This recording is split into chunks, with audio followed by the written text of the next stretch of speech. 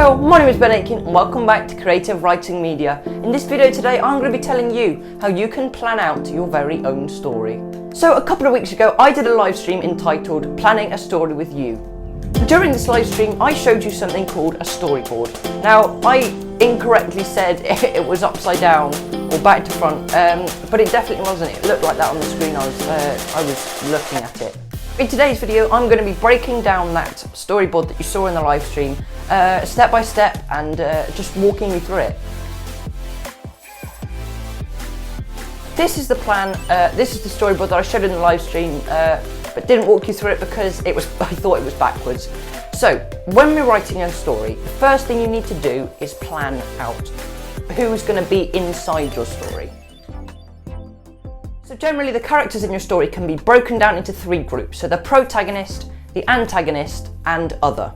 Now for you who don't know what the protagonist and antagonist means, basically the protagonist is the good guy and the antagonist is the bad guy.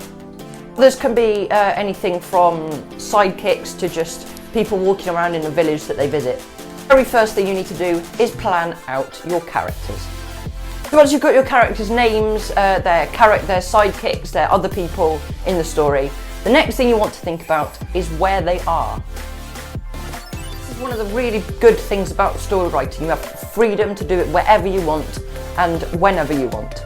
So this can range from anywhere on Earth to anywhere in the universe. It's unlimited. But your characters have to have a purpose for why they're there.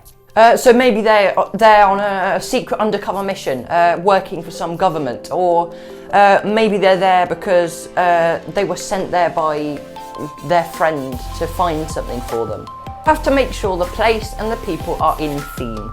So you've got the background, you've got your characters, and you're ready to start writing. Now, where do you start?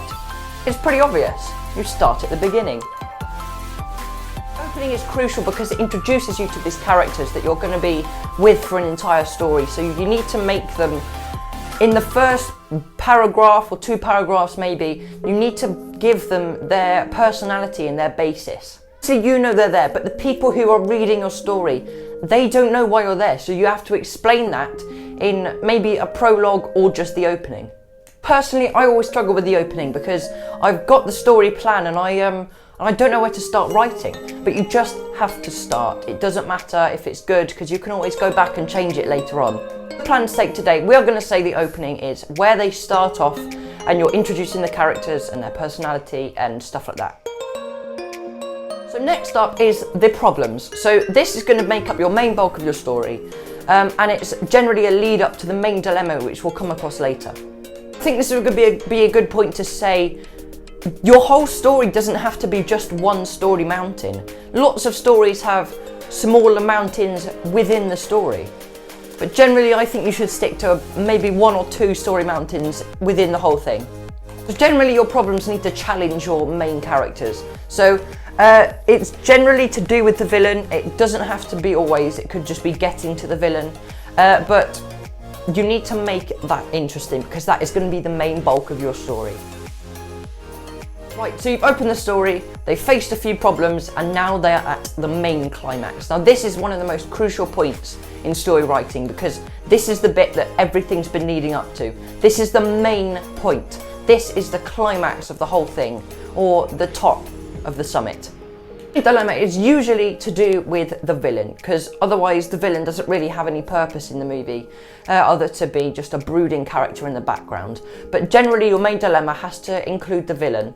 So generally the main dilemma is, it depends on what genre it is, because if it's like an action thriller, you're going to have a big action or fight sequence. If you're generally doing other genres, this is the most typical genre, the most typical thing in the genre is your main dilemma. Plan out your main dilemma first, and then move on how to resolve it. And let me make this clear, it doesn't always have to be that the protagonist or the hero comes out on top. Lots of stories have it that the heroes fail and maybe in the next book that they need to come back and attack the villain again. Now this could be anything to killing the villain or maybe stopping him from doing his evil plan. So once you have resolved the problem, you need to think about the ending. The ending, you need to wrap up everything that's happened in your story. This is another crucial point, because if you end on a really good writing note or a really good plot point, then people are going to go away from that story thinking, wow, that was a really, really good story. Sometimes the whole story adds up to the ending, because if you choose so, you could add a moral to your story. Moral generally means just a lesson that people can take away from this story. Something that can help them in life. If you are doing a moral, make sure it's relevant to the story. Don't just put any sort of moral at the end that does not. It has to be related to the main story. So now you've got your plan, we can get that out of the way, and I'll come and sit in the centre again. So now I think would be a good time to have a look at some of the old stories that do follow this plan. This first book was one of my favourite books as a child. This is The Gruffalo. The book is an absolute classic by Junior Donaldson, a fantastic children's book. This story follows a mouse on an adventure to get a nut. All sorts of other characters on the way to get to the main climax, which is the Gruffalo. The Gruffalo is the villain because he is the main bad guy. He wants to eat the mouse, and there needs to be a way to stop it. The resolution of this story is that the mouse goes back through the jungle or woods, pretending to be the most scary creature in the wood. Of course, all the other characters are just scared of the Gruffalo, but the clever mouse always comes out on top because he thinks things through and he resolves the story well. And of course, the ending of the story, the Gruffalo runs away because he thinks the mouse is really scary, and in the end, the mouse gets his nut and he sits down in the middle of a glade and he eats his nut. The story is a perfect example of a story mountain, but of course there are a lot more complex stories. Generally doesn't always mean that they're better if they're more complex, but they're just different.